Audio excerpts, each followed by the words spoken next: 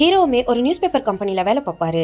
இறந்து போனவங்க வீட்டுக்கு அவங்க ரிலீஜியனில் இருக்கிற மாதிரி இவரும் வேஷம் போட்டுட்டு போய் அவங்க கிட்ட பேசி எப்படியாச்சும் பிரெயின் வாஷ் பண்ணி இவரோட நியூஸ் பேப்பரில் இறந்து போனவங்களுக்காக விளம்பரம் கொடுக்க வைப்பாரு.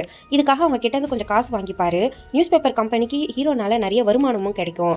ஆக்சுவலாக ஹீரோக்கு கிரைம் இதில் வேலை செய்யணும் தான் ஆசை. ஆனால் மேனேஜரும் நீ நிறைய ஆடுங்க கொண்டு வராதனால நீ இதையே கண்டினியூ பண்ணிக்கோன்னு சொல்றாரு. ஹீரோக்கு வேற வழி இல்லாம ஒவ்வொரு சாவு வீட்டுக்கும் அவங்களோட ரிலீஜனுக்கு ஏற்ற மாதிரி ட்ரெஸ் பண்ணிட்டு போய் அவங்க கிட்ட பேசி ஆடுக்கு வாங்கிக்கிறாரு. இப்போ ஒரு நபர் இறந்து போயிருப்பாரு. இப்ப ஹீரோமே அந்த வீட்டுக்கு தான் போயிருக்காரு. இறந்து போனவருக்குமே ஒரு பொண்ணு இருந்திருப்பாங்க.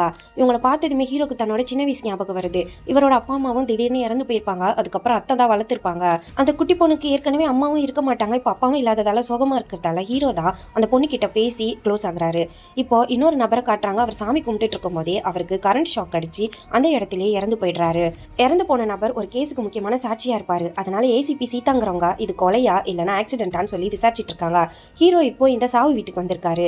போலீஸுமே இது ஒரு ஆக்சிடென்ட்னு பேட்டி கொடுத்துட்டு இருக்காங்க. ஆனா ஹீரோவோ இதுக்கு முன்னாடி இறந்து போன நபருக்கும் இப்ப இறந்து போன நபருக்கும் ஒரு ஒற்றுமையா இருக்கிறத பாக்குறாரு. ரெண்டு பேர் முகத்திலயும் ஒரே மாதிரி காயம் இருக்கு.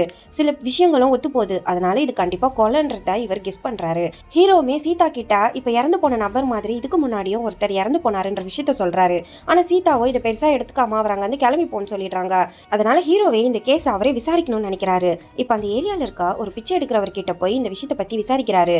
தினமும் இறந்து போன நபர் அங்க இருக்கிற ஒரு கோயில்ல ஒரு 2 மினிட்ஸ்க்கு ப்ரே பண்ணிட்டு தான் போவாராம். ஒருத்தர் இறந்து போன நபரை ஒரு வாரமா தொடர்ந்து ஃபாலோ பண்ணிட்டு இருந்ததாவும் அவன் தான் அன்னைக்கு ஒயரை கட் பண்ணி விட்டு கரண்ட் ஷாக் அடிச்சு அவர் இறந்து போனதுக்கு காரணம்னு சொல்றாரு.